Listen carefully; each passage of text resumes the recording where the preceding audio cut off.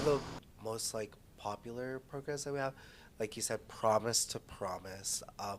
Please deep dive into that. So the Promise to Promise program is for our students from the Alamo colleges that are Alamo Promise students. And it's a tuition assistance program, right? So they meet certain requirements when they get to UTSA. It'll cover any unmet need that financial aid, anything doesn't cover, scholarships don't cover. It'll cover that unmet need, which is really important for our students, right? And so but the big difference is that there's certain requirements they have to meet once they get to UTSA. It's not automatic. And so the first one is they have to have a family income of $100,000 or below.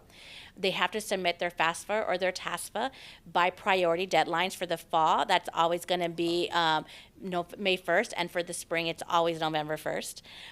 They have to have a minimum cumulative transfer GPA of a 3.2, so that's important for them to know early on. And then they have to complete their associate's degree at the Alamo colleges.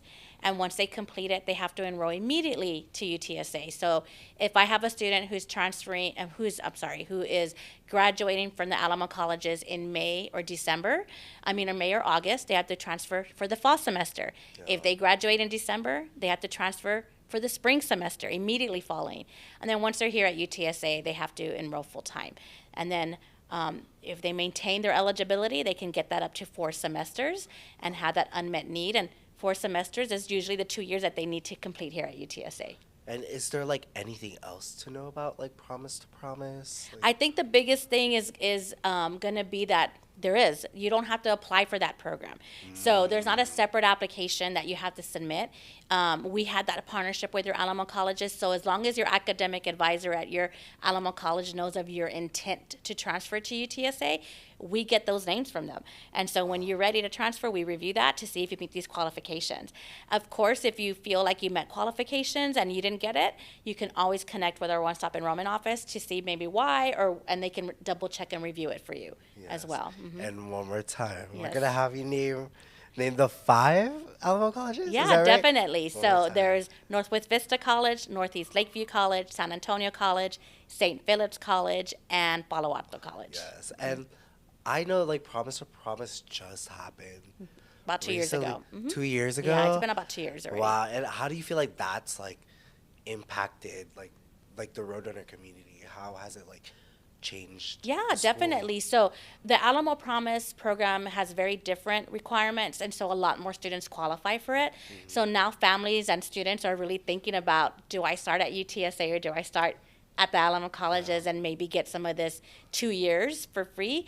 And some of them really, like they meet with me so early. They're like, hey, we know we're not going to meet your requirements at one point.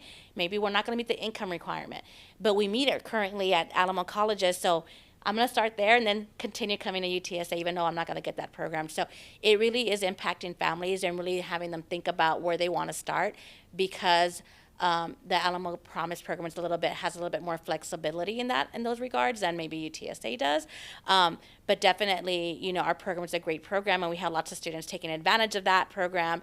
And so as long as they get connected with me, they're going to be able to do fine with that program. And like, it seems that like the Promise to Promise program is a lot more like straightforward, and like it's good that you don't have to apply.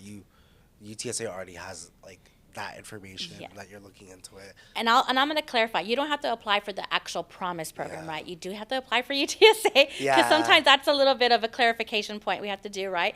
And we want them to apply early. They do have to apply early. They have to be, again, that May 1st for fall is always important, and that November 1st for spring is always important. That's what we're looking at. Those are the big dates when it comes to the Promise to Promise.